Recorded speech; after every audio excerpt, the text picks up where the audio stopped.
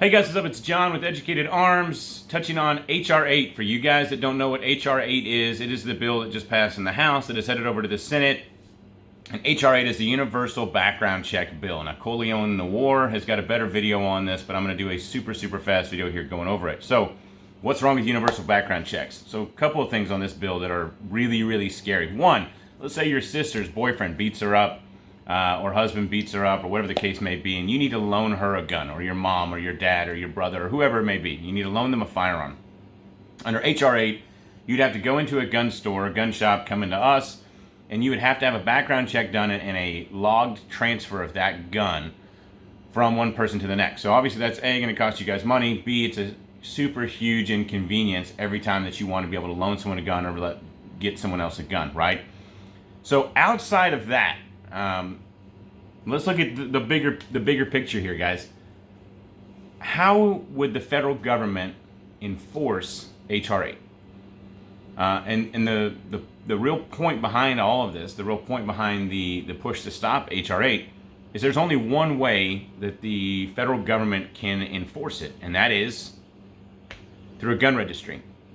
The only way to know if somebody is abiding by H.R. 8 or not abiding by H.R. 8 is to know where every single gun is and to know who every single gun owner is throughout the United States. And that's the only way they can enforce this bill. So, again, that's why this bill is so scary. And again, Coleon Noir goes over it in a heck of a lot more detail.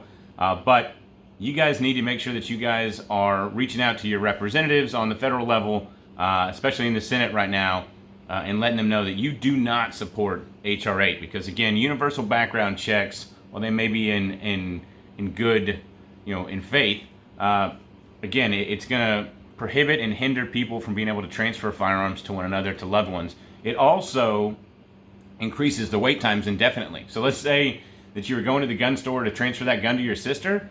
If she got a delay, under the current law, the Brady law, there's a certain number of days that you would have to wait, and then that firearm can be transferred regardless as to what that wait is. Now that wait would be extended indefinitely. So your sister could absolutely just be stuck without it, regardless as to going through all the channels, regardless without paying the money to the gun shops and everything else.